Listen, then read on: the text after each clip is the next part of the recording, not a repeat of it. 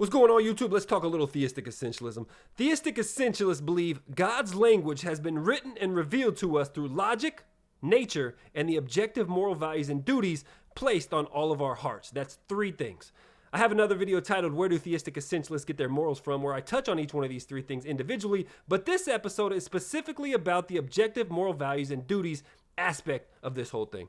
The reason that I wanted to make this video is because frequently I will have a person ask me, what do we do when two people think they have conflicting truths placed on their hearts? For example, what if one person says they believe in their heart that homosexuality is okay, and another person says it's been placed on their heart that homosexuality is wrong and not part of God's will? Where does this leave us? Well, first of all, I want to make it very clear that theistic essentialists believe God has placed all the same objective moral values and duties on everyone's hearts, and there is never any conflicting or contradictory information.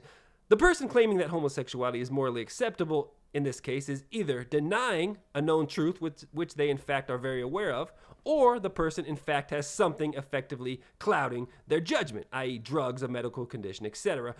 No one ever had to teach me that it wasn't good to rape. I just already knew you weren't supposed to rape people. God had placed it on my heart. Similarly, no one had to teach you not to steal or murder or lie. You already knew it, and you already felt that it was wrong. You already knew it in your heart. It was already placed there by God. No one had to teach you. Anyone who claims God placed it on their heart that something like rape was okay is either lying and denying a known truth, or they have something clouding their judgment. That's the stance of theistic essentialists. That's the stance that theistic essentialists hold. With that being said, let's look at a couple examples. First, again, let's look at the homosexuality topic. We can prove that it's wrong logically, and also, beyond the logical aspect, we can prove that God has shown it's wrong through nature, through the language of nature. Human anatomy in beings with higher intelligence to understand that anatomy is the key. A dog, for example, may not fully understand his own anatomy or what acts are profitable for him or morally righteous for him, etc. Thus, it wouldn't align if someone said they feel God placed homosexuality on their hearts as good, or that it was the will of God. Clearly, it's not. Objective morality exists independent of beliefs, opinions, or time frame, but cannot exist independently nor contrary to logic or nature. So if a claim goes against the nature and logic criteria, we can deduce it cannot be compatible with God's objective morality code. They have to align. Next, let's look at something like polygamy, or a man having, multiple wives. First, you must know, theistic essentialists never make claims that they cannot prove. Therefore, while I can say personally I believe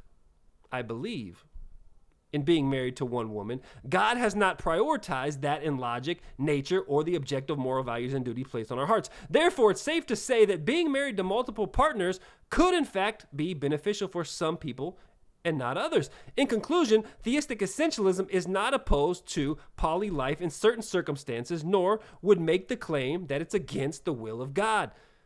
This can be a very slippery slope, however, for someone who does not have a deep understanding of the ideology or a deep conviction to uphold righteousness, because polygamy could lead to all kind of stuff: threesomes or lesbianism, unhealthy lust, jealousy, resentment, anger, and a whole slew of other things that are unrighteous.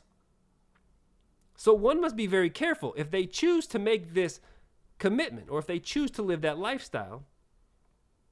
While I don't see that it's against God, I do see it is far more of a slippery slope to lead that lifestyle.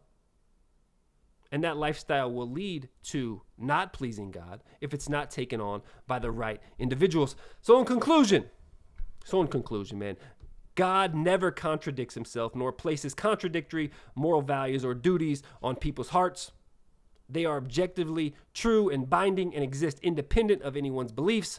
Moreover, all three things, logic, nature, and the heart, must align. If someone is making a claim that can be shown to go against one or more of those three, we can conclude that that claim is not the will or the language of God. I'll see you soon, man. Don't forget to check out Theistic Essentialism online. I love you guys. I'll see you next time, bro. I'm out of here, man. Peace.